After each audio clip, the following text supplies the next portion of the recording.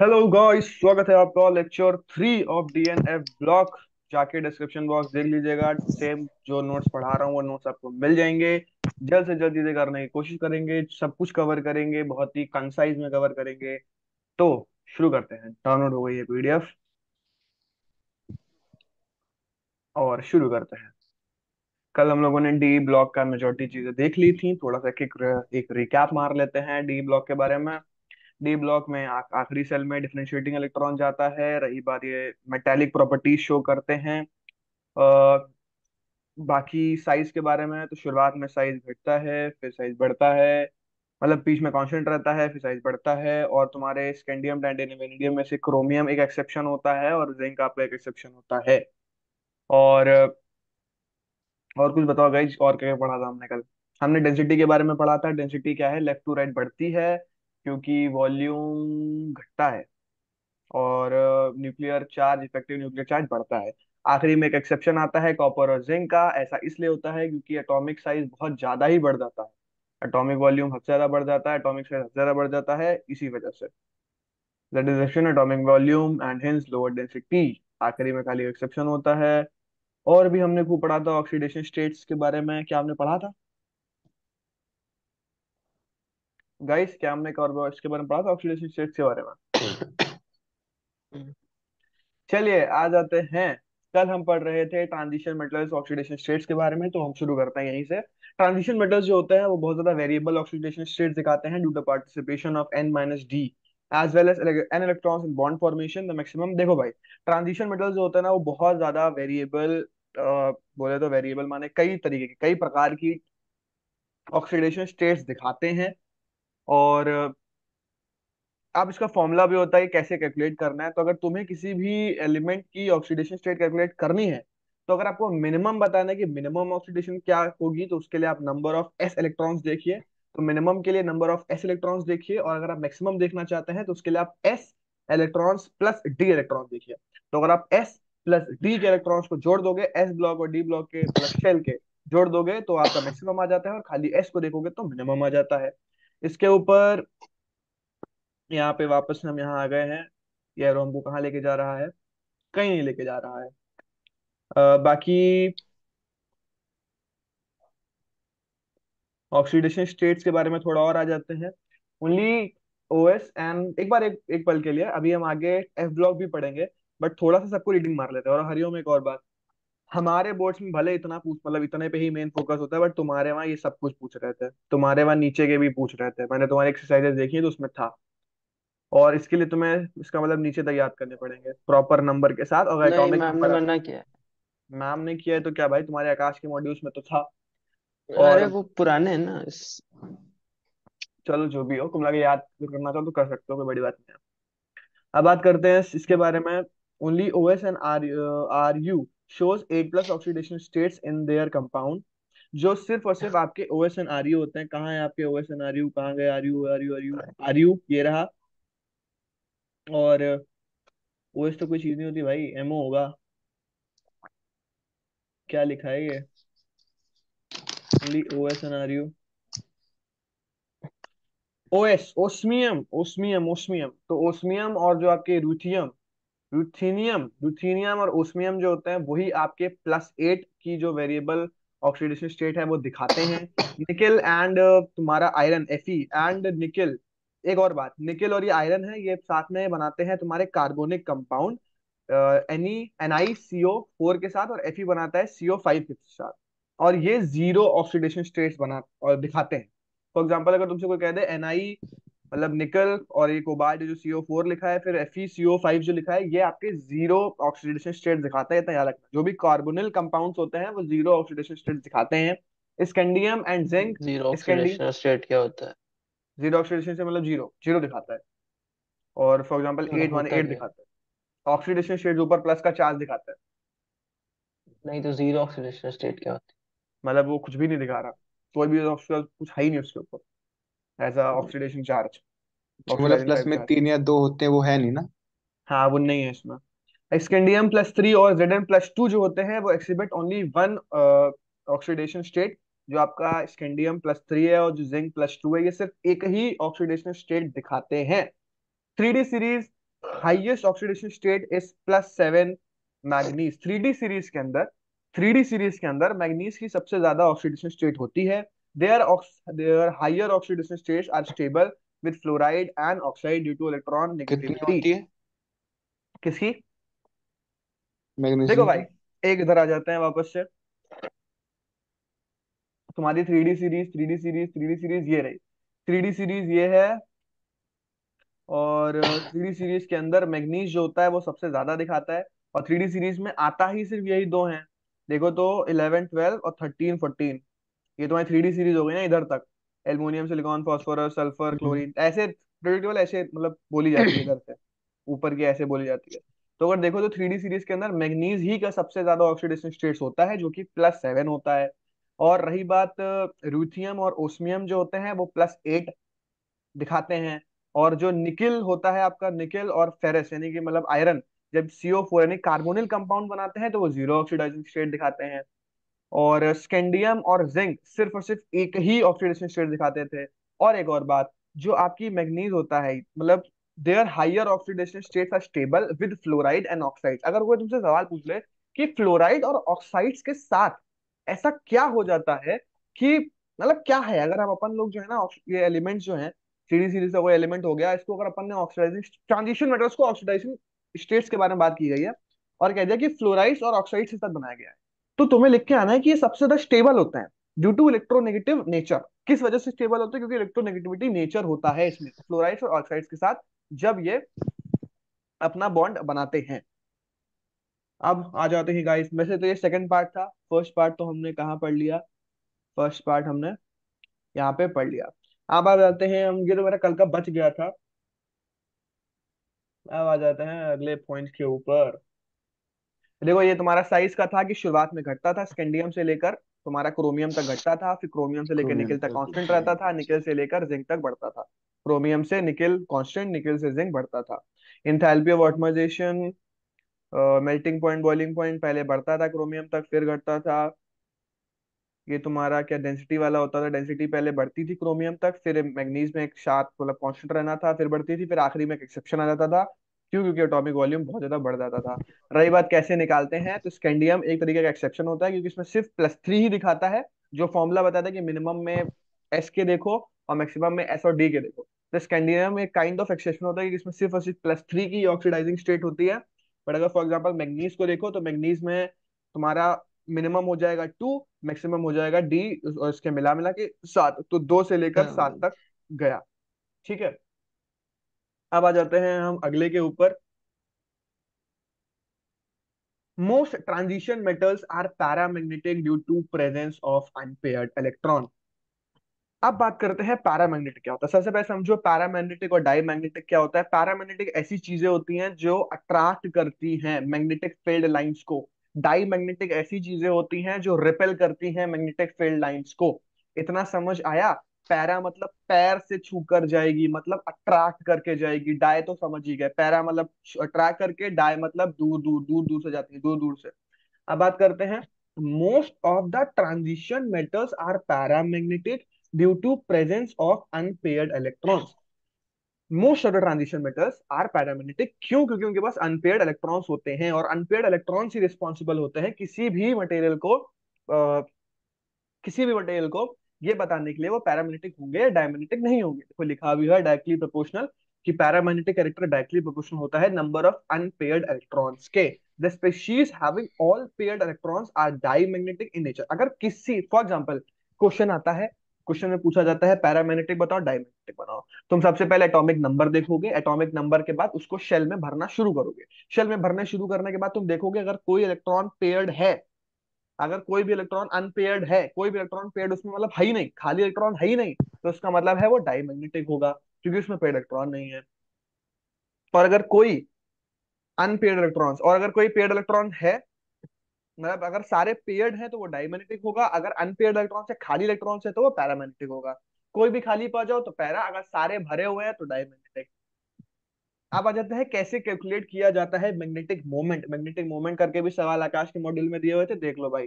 So mu is equals to n under root में n n plus two BM. BM मतलब होता है Bohr magneton, ये होती है यूनिट ऑफ मैग्नेटिक मोमेंट। ये फॉर्मूला है n+2 bn, और यहाँ पे जो n होता है वो आपके अनपेयर्ड इलेक्ट्रॉन्स होते हैं। अगर कोई बोल दे यूनिट क्या होती है, तो बोहर मैग्नेट्रॉन इसकी यूनिट होती है। अब आ जाते हैं इसके एक सवाल के ऊपर। फॉर एग्जाम्पल ये तुम्हारा एक सवाल दिया हुआ है, और ऐसा सेम सवाल, ऐसा ही मतलब इसी का सवाल दिया हुआ था आकाश मॉड्यूल के अंदर, कि Fe+3 दिया हुआ है, Cr+3 दिया हुआ है। तुम लोग का सवाल था ऑक्सीडाइजिंग स्टेट क्या होती है, ऑक्सीडेशन स्टेट क्या होती है। तो ये तुम्हारी ऊपर ऑक्सीडेशन स्टेट एक तरीके से लिखी हुई है। ये ऑक्सीडेशन स्टेट लिखी हुई है, ऑक्सीडेशन स्टेट लिखी हुई है, ऊपर देख रहे हो। आ जाते हैं अगले के ऊपर। फॉर एग्जाम्पल ये तुम्हारा है, सबसे पहले आपको सारे शेल में भरना पड़ेगा। तो फेरिक जो तुम्हारा आयरन होता है, और आयरन का जो नंबर होता है वो 26 होता है। आप भरना सीख लो, 3d6 4s2। आखिरी में जो आते हैं S2 आपने भर दिया 2 से, और आखिरी डी में 6 आते हैं। तो 6 7 8 कुल मिला के आप +3 का चार्ज। तो अगर किसी के भी ऊपर +3 का चार्ज होता है, तो आप उतने इलेक्ट्रॉन उससे बाहर निकाल देते हैं। तुम लोग पूछ नहीं रहे थे कि भाई ये ऑक्सीडाइजिंग स्टेट क्या होता है, ये ऑक्सीडेशन स्टेट क्या होता है। तो जितना ऊपर चार्ज है ना, अगर +3 का चार्ज होता है, तो इसका मतलब है उतने इलेक्ट्रॉन बाहर निकल जाएंगे। तुमने इसको भर लिया, तुमने इसको भर लिया। इसको भरने के बाद तुमने कहा कि +3 का इसके ऊपर चार्ज है, तो +3 का चार्ज है तो इतने इलेक्ट्रॉन इससे बाहर निकल जाते हैं। अब बचे कितने। फॉर एग्जाम्पल निकलना चालू हो, मतलब निकलना चालू होगा तो एस से पहले निकलेगा, क्योंकि एस से पहले भरा जा रहा था। तो इस तरीके से इसमें आखिरी में बचे 3d5। अब 3d5 को बनाने में आते हो तो 5 डिब्बे होते हैं, तो 1 2 3 4 5। तो इसमें सारे अनपेयर्ड ही हैं, सारे अनपेयर्ड ही हैं। पेयर्ड कैसे बनते थे, जब इसके साथ दो होते, जब दो होते तो ये पेयर्ड कहलाता, दो होते तो पेयर्ड कहलाता। फॉर एग्जाम्पल Cr+3, तो Cr का जो नंबर होता है उस हिसाब से आप उसको बनाओगे तो 3d5 4s1 आएगा। Cr एक एक्सेप्शन होता था, फुली और हाफ फिल्ड का इसमें एग्जाम्पल आता था, इसलिए 4s1 है और 3d5 है। अब निकालना चालू करोगे +3 से, तो यहाँ से तुम्हारे दो निकलेंगे और यहाँ से एक दो वो निकल जाएगा। तो 3d3 बचा, 3d3 बचा। 3 को बनाने पे आओगे 5 डिब्बों के अंदर, तो 1 2 3। अगर यहाँ पे एक बात बताओ, दोनों में से किसके पास अनपेड इलेक्ट्रॉन ज्यादा है। बताओ, इसमें अनपेड ज्यादा है कि इसमें अनपेड ज्यादा है। बताओ अंकुर जी। वो फेरे में, एफी में। आयरन में ज्यादा है, Fe में ज्यादा है। ठीक है। तो हरिओम जी, अगर किसी में अनपेड इलेक्ट्रॉन होते हैं तो इसका मतलब क्या होता है। मैग्नेटिक मोमेंट ज्यादा होगा। उसका मैग्नेटिक मोमेंट ज्यादा होगा, तो इसके पास अनपेड ज्यादा है तो इसका मैग्नेटिक मोमेंट भी ज्यादा होगा। ऊपर लिखी भी हुई है सिंपल सी, magnetic moment is to unpaired of चुंबक इलेक्ट्रॉन, डिपेंड खत्ता। करती है n n+2 का फॉर्मूला होता है। अगर आप इससे नहीं निकाल पा रहे तो आप इसको n+n+2 निकालना, प्रॉपर एक वैल्यू आ जाएगी, उससे आप बता सकते हो क्या होता है। अब आ जाते हैं वापस से ऊपर। ये 8वें नंबर पे हमने पढ़ा था, 9वें नंबर पे हमको क्या पढ़ना है, हाँ 9वें नंबर पे हमें ये पढ़ना है। अब भैया बहुत मजेदार चीज, transition elements form interstitial compounds which are non stoichiometric. सबसे पहले बताओ ये क्या होता है, इंटरस्टिशियल क्या होता है। किसी को पता है इंटरस्टिशियल क्या होता है। बताइए रियम बायो जी। में तो इसका मतलब बीच, बायो में तो इसका मतलब बीच की जगह होता क्या केमिस्ट्री वाली मैम ने आपको पढ़ाया नहीं ये सब। है ना। आज अभी आई पहुंच, नहीं थी, आज मतलब क्लास ही नहीं। क्लास नहीं थी आज। बताते हैं हम्म, इंटरस्टिशियल क्या होता है। बिल्कुल सही जवाब बायो वाले ने जो बताया, कि बीच में जगह खाली होती है। हाँ जगह खाली होती है, इसका मतलब ही होता है इंटरस्टिशियल कंपाउंड, मगर ढंग से सीखते हैं। देखिए, जब कई सारे एटम आपके मिलते हैं, अरे ज्यादा जूम हो गया, इधर आ जाओ। जब कई सारे आपके एटम मिलते हैं तो बीच में एक जगह खाली हो जाती है। फॉर एग्जांपल Fe के 3 एटम जुड़े, 3 एटम तो बीच में एक जगह खाली हो जाएगी। इस जगह को वॉइड कहते हैं, सबको पता है अंग्रेजी में मतलब इसका वॉइड, खाली जगह वॉइड। तो इसी वॉइड के बीच में जब कोई छोटे छोटे कंपाउंड, छोटे छोटे एटम के कंपाउंड इसमें आगे भर जाते हैं, जब छोटे छोटे एटम के कंपाउंड इसमें आगे भर जाते हैं तो इंटरस्टिशियल कंपाउंड बन जाते हैं। अब पढ़ते हैं, transition elements form interstitial compounds which are non stoichiometric. Interstitial compound कौन बनते हैं, ट्रांजिशन एलिमेंट्स बनते हैं। कैसे बनते हैं, खाली जगह में जब छोटे छोटे आपके एटम्स आ जाते हैं। फॉर एग्जांपल Mn, Mn आपकी क्या है, Mn है आपका transition element.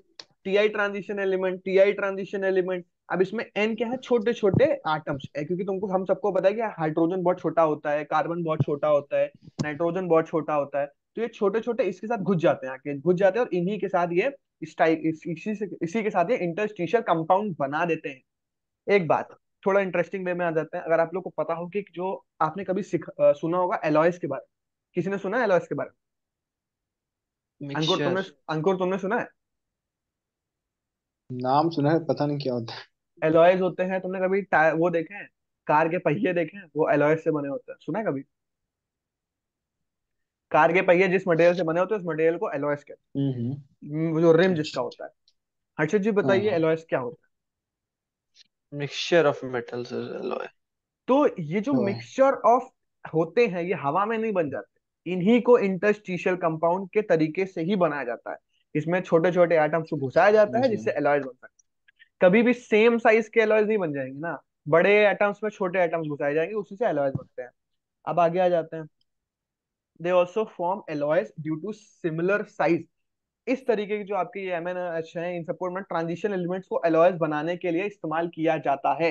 Alloys are formed by the atom with metallic radii differ for about 15% from each other. 15% से छोटी अगर हो डिफरेंट डिफरेंट एटम्स की, तो उससे हम लोग एलॉयज बनाते हैं because of similar radii and other characteristics of transition मिलेट materials. Alloys are readily formed by these metals. Transition elements के द्वारा इसलिए बनाया जाता है क्योंकि इनकी जो क्वालिटीज होती है वो काफी ज्यादा मिलती हैं और इसी से एलॉयज बनाए जाते हैं।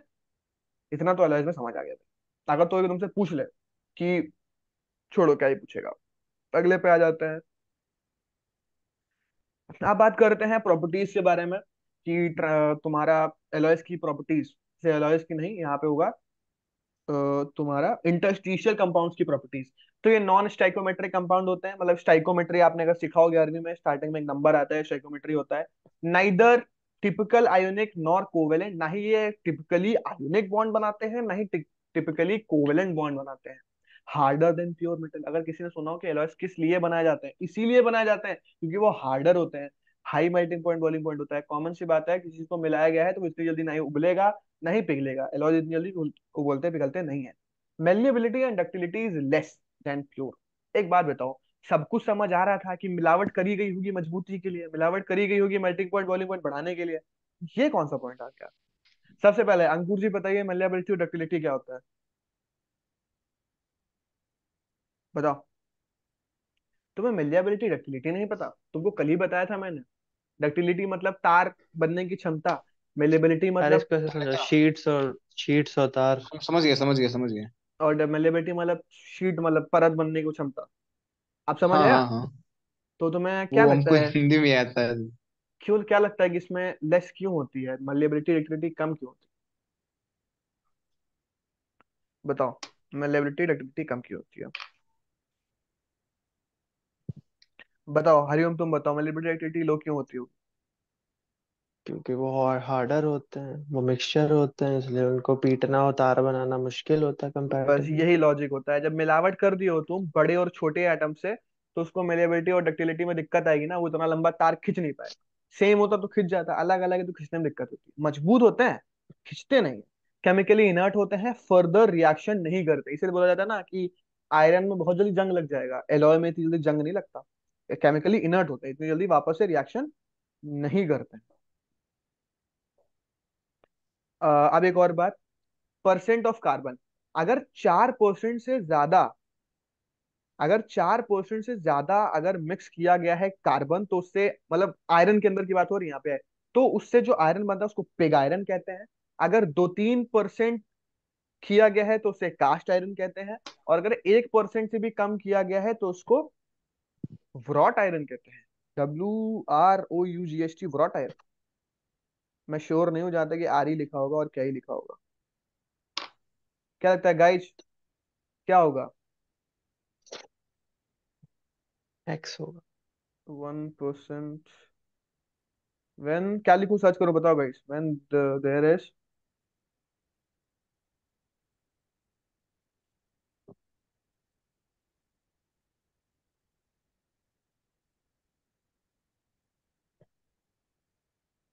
बताओ बताओ क्या सर्च करना है भाई, इन कार्बन इन, चलो। टाइलर bro.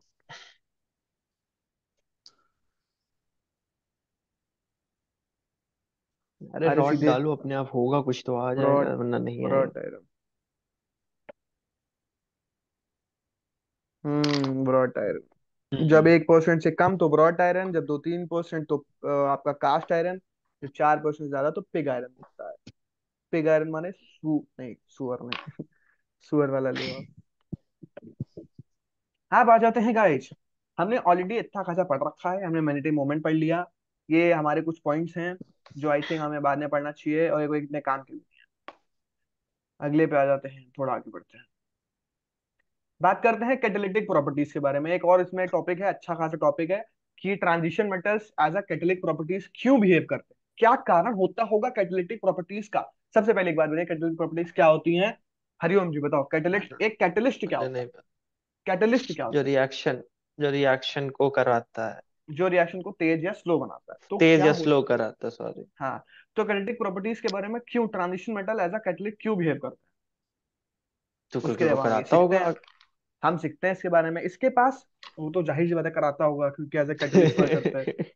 Possibility of variable states, इसमें काफी ज्यादा ऑक्सीडाइज, जो आपकी ऑक्सीडेशन स्टेट्स होती है वो काफी वेरिएबल होती है, काफी तरीके की होती है। देखा नहीं था कि 2 से शुरू होती थी 7 तक जा रही थी, 2 से शुरू से 7 तक जा रही थी, कई सारी थी बीच में भाई, 3 4 5 6 7 8। तो possibility of variable oxidation state, कई सारी अगर वेरिएबल ऑक्सीडेशन स्टेट्स होगी तो वो काफी अन्य के साथ रिएक्शन जल्दी करेगा। Presence of free valencies over metal surfaces, free valencies होती है इनके पास, एब्जॉर्प्शन पावर बहुत अच्छी होती है। फ्री वैलेंसीज माने एब्जॉर्प्शन पावर बहुत ज्यादा होती है। Presence of vacant D orbital, ये ऑलरेडी हमको पता है कि जो डी ऑर्बिटल होता है उनके में खाली होता है, उसी चक्कर में आखिरी शेल में आपका इलेक्ट्रॉन होता है। तो काफी ज्यादा खाली है वेकेंट डी ऑर्बिटल, इस वजह से भी कैरेक्टरिस्टिक प्रॉपर्टीज शो करती हैं। अब हो जाते हैं गाइस अगले के ऊपर, और तो इसमें मुझे कुछ बताना नहीं है। हाँ ये देखो, इंटरस्टिशियल कंपाउंड्स के ऊपर और भी चीजें लिखी हुई हैं, जल्दी पढ़ देता हूँ। Neither covalent ionic, harder than pure metal, high melting point, boiling point, malleability, reactivity low होती है, केमिकली इनर्ट होते हैं। अब आ जाते हैं गाइस एक ऐसे टॉपिक के ऊपर जो मैं आपको थोड़ा जल्दी में अभी बताऊंगा, मगर किसी दिन बैठ के 40 मिनट की प्रॉपर फॉर्मूले और बेसिक्स के साथ इसके ऊपर वीडियो बनाऊंगा, क्योंकि ये थोड़ा हटके टॉपिक है और थोड़ा दिमाग लगाऊ टॉपिक है। अगर आपको अभी के लिए करना है तो रिएक्शंस को याद कर लो, बाकी क्लास 11 के बेसिक्स के साथ जो कराऊंगा वो किसी दिन करा दूंगा अच्छे से। ये तुम, पोटेशियम डाइक्रोमेट की बात हो रही है, पोटेशियम डाइक्रोमेट का फॉर्मूला होता है K2Cr2O7। बोलो अंकुर जी, पोटेशियम डाइक्रोमेट का फॉर्मूला क्या होता है। Potassium dichromate. का फॉर्मूला होता है K2Cr2O7, के बोलो। टू सी आर टू और सेवन। ठीक है, पोटेशियम डाइक्रोमेट इसको कहते हैं।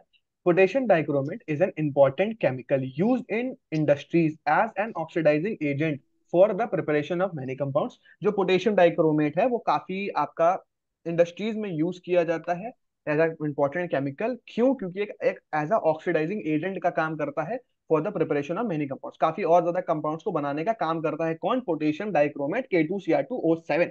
आ जाओ, क्या क्या बनता है। सबसे पहले K2Cr2O7 की प्रिपरेशन मेथड को देखने वाले हैं, कैसे K2Cr2O7 बनता है। एक और बात, नीट में भी ये इंपॉर्टेंट है क्योंकि नीट में इसी से प्रॉपर रिएक्शन ही आती हैं। मैंने देखा था पूरी एक एक्सरसाइज ही इसी के ऊपर बेस्ड थी। K2Cr2O7 आ जाते हैं, कैसे बनाते हैं। सबसे पहले हम FeCr2O, एक और बात, नीट के जैसे क्वेश्चन थे ना, उसमें काफी था कि आई दे दिया ये कर दिया, उसके लिए मैं बस प्रॉपर एक पेज है उसकी फोटो भेजूंगा, खाली तुम उसको भी कर लो ना, उसको खाली पढ़ लोगे ना, तुरंत वो क्वेश्चन बन जाएंगे। अगर तुम अगर लॉन्ग मेहनत नहीं करना चाहते कि 11वीं की बेसिक से जाके खाली उस पेज को पढ़ लेना ना, सवाल बन जाएंगे। भेज दूंगा बाद में पेज वाला। सबसे पहले 4FeCr2O4, इसको आप क्रोमाइट ओर कहते हैं, इसको क्रोमाइट ओर कहते हैं। 4FeCr2O4, इसको हम लोग 8Na2CO3 के साथ मिलाते हैं, 7O2 के साथ ऑक्सीडाइज करते हैं, तो इससे जो बनता है सोडियम क्रोमेट बनता है। हम बना क्या रहे हैं, हम सोडियम डाइक्रोमेट बना रहे हैं, मगर इससे बन क्या रहा है, सोडियम क्रोमेट बन रहा है। सोडियम क्रोमेट का फॉर्मूला क्या होता है, Na2CrO4। Na2CrO4 इसका सोडियम क्रोमेट का फॉर्मूला होता है, आखिरी में Fe2O3 और CO2 भी निकलती है साथ में। अब अगली बार हम फिर क्या करते हैं, फिर हम सोडियम क्रोमेट को फिर उठाते हैं, हम Na2CrO4 को फिर उठाते हैं, देखो इसको, फिर ये देखो Na2CrO4 को फिर उठाया, फिर हमने इसको क्या किया, डाइल्यूट सल्फ्यूरिक एसिड के साथ मिलाया। डाइल्यूट सल्फ्यूरिक एसिड के साथ मिलाया, सल्फ्यूरिक एसिड क्या होता है H+, H+ के साथ मिलाया तो बनता है सोडियम डाइक्रोमेट। N2Cr2O7 बन गया, साथ में 2Na+ रिलीज हुआ, H2O बना। सबसे पहले हमने क्रोमाइट और लिया जिसको FeCr2O4 कहते हैं, उससे हमने Na2CO3 के साथ मिलाया जिससे सोडियम क्रोमेट बना, जो कि Na2CrO4 होता है। फिर Na2Cr4 यानी कि सोडियम क्रोमेट को हमने मिलाया डाइल्यूट सल्फ्यूरिक एसिड के साथ, जिसके साथ बनता है सोडियम डाइक्रोमेट, जिसका फॉर्मूला होता है K2Cr2, sodium dichromate Na2CrO7। Seven. और हम बना तो कुछ और रहे गाइस, उसके बाद सुनिए, पोटेशियम डाइक्रोमेट बना ना भाई, हम लोग बना रहे हैं सोडियम डाइक्रोमेट नहीं, पोटेशियम डाइक्रोमेट बना रहे ये हैं के वाला, पोटेशियम। पोटेशियम बना रहे हैं। और हाँ, हम Na वाले पे आए, Na मतलब सोडियम होता है, तो हम सोडियम सोडियम। डाइक्रोमेट पे पहुंचे हैं। फिर हम उसके बाद Na2Cr2O7 को फिर लेते हैं, फिर हम इसको KCl के साथ रिएक्शन कराते हैं। KCl के KCl के साथ साथ। रिएक्शन कराने के बाद पोटेशियम डाइक्रोमेट बन जाता है। तो 3 स्टेप की रिएक्शन थी। सबसे पहले हमने क्रोमाइड ओर लिया, फिर सोडियम क्रोमेट बना, सोडियम क्रोमेट को डाइल्यूट सल्फ्यूरिक एसिड किया जिससे सोडियम डाइक्रोमेट बना, सोडियम डाइक्रोमेट के बाद केसीएल के साथ रिएक्शन करी जिससे पोटेशियम डाइक्रोमेट बना। तीनों रिएक्शंस याद कर लो, अगर बोर्ड की प्रिपरेशन कर रहे हो पूरा पूरा उठ के आ जाता है। इधर आ जाओ। पोटेशियम डाइक्रोमेट इतना अच्छा ऑक्सीडाइजिंग एजेंट होता है कि अल्कोहल को एसिड बना बदल देता है। इतना ज्यादा अच्छा ऑक्सीडाइजिंग एजेंट होता है पोटेशियम डाइक्रोमेट कि अल्कोहल से अगर रिएक्शन करा दी ना पोटेशियम डाइक्रोमेट की, तो सीधा सीधा एसिड बना दे, सीधा सीधा एसिड बना दे। अब आ जाते हैं पोटेशियम डाइक्रोमेट के स्ट्रक्चर के बारे में। पोटेशियम डाइक्रोमेट का स्ट्रक्चर क्या होता है? सबसे पहली बात, क्रोमेट क्या होता है? वैसे तो होता तो K2Cr2O7 है, मगर क्रोमेट क्या होता है? क्रोमेट का फॉर्मूला होता है CrO4। CrO4 बनाने के लिए C है हमारे पास, Cr है, और हमारे पास O4 है। तो Cr को बीच में रखा और O को हमने बनाया 1 2 3 4। 1 2 3 4, 4 ऑक्सीजन Cr, यहाँ पे डबल बॉन्डिंग, यहाँ पे डबल बॉन्डिंग। अब इसको बनाना क्या है? डाइक्रोमेट बनाना है। मतलब क्या है? दो। इसीलिए पीएच इसका लो होता है, पीएच लो पे रिएक्शन होती है। Cr ये रहा, Cr ये रहा, ऑक्सीजन से जोड़ देते हैं, ऑक्सीजन से जोड़ देते हैं, बाकी देखो सिंपली वही सेम चीज लिखी हुई है। इसका एक ऑक्सीजन को दूसरे के एक ऑक्सीजन से मिला देते हैं और बन जाता है हमारा डाइक्रोमेट। अब आ जाते हैं पोटेशियम डाइक्रोमेट की केमिकल रिएक्शन के बाद। Potassium dichromate, CrO7-2 are strong oxidising agent, CrO7-2 Cr+3 देता है। किसी भी मीडियम में कोई भी रिएक्शन कराओ यही मिलेगा। अगर तुम्हारे कभी क्वेश्चन में दिख जाए Cr2O7-2 और इसको किसी मीडियम के साथ रिएक्शन करा रहे हैं, जो कि मीडियम हो सकता है एसिडिक, बेसिक, कुछ भी मीडियम हो सकता है, तो उससे जो बनेगा वो Cr+3 ही बनता है। अगर Cr2O7-2 के साथ रिएक्शन कराओगे तो Cr+3 ही बनता है। क्या बनता है? Cr+3 बनता है अगर Cr2O7 के किसी भी मीडियम में रिएक्शन कराओगे। अब आ जाते हैं पोटेशियम पर मैग्नेट के बारे में। KMnO4 इसको कहते हैं। पोटेशियम पर मैग्नेट कैसे बनेगा उसके बारे में पढ़ेंगे। सबसे पहले हम 2MnO2 लेते हैं, यानी कि मैग्नीशियम मैग्नीज ऑक्साइड लेते हैं, जिसको पैराल्यूसिड और भी कहते हैं। 2MnO2 लिया, इसकी रिएक्शन KOH के साथ कराई, हम जिसको पोटेशियम हाइड्रोक्साइड कहते हैं, O2 साथ में किया। इससे जो रिएक्शन हमारी बनती है उससे पोटेशियम मैग्नेट बनता है। पोटेशियम मैग्नेट यहाँ पे बना, हमें पोटेशियम पर मैग्नेट बनाना है। K2MnO4 इसका फॉर्मूला होता है, K2MnO4 बनाना है, मगर हमको बनना क्या है रियलिटी में? KMnO4 बनाना है, और यह है potassium magnet. After this it goes under electrolytic oxidation in alkaline medium in form of पर मैग्नेट। तो K2MnO4 को लिया, प्लस 2H2O किया, इसको इलेक्ट्रोलिटिक ऑक्सीडेशन कराया जिससे बनता है 2KMnO4। ये 2KMnO4 ही तो हम बनाना चाहते थे, KMnO4, जिसको ये पर्पल कलर का होता है 2KMnO4, और ये K2MnO4 होता है ग्रीन कलर का।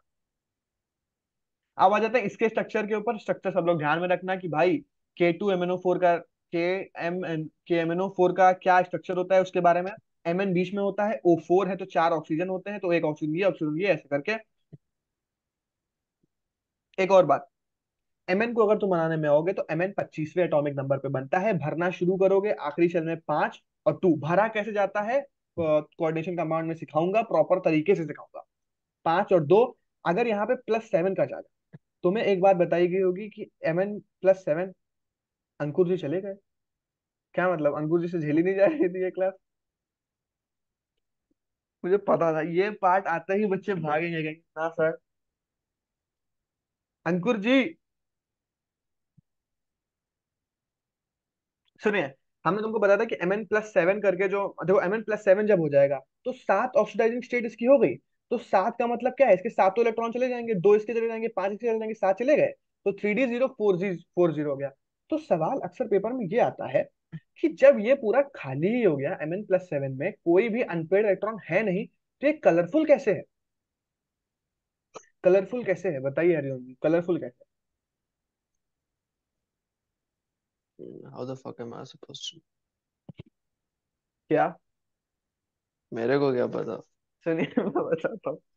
सबसे पहली बात, किसी भी कंपाउंड का कलरफुल होना, अंकुर जी फिर चले गए, सुनिए, कि अगर कोई भी ट्रांजिशन मेटल्स की कलर की बात हो रही है, तो कलर का हम्म। होना डिपेंड करता है कि आपके पास अनपेयर्ड इलेक्ट्रॉन है या नहीं।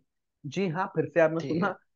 पैरामैग्नेटिक हो तो भी अनपेयर्ड इलेक्ट्रॉन पे डिपेंड करती है, और कलरफुल होना भी फ्री इलेक्ट्रॉन्स के ऊपर डिपेंड करता है। तो जब इसके पास ओके। कोई भी फ्री इलेक्ट्रॉन नहीं है,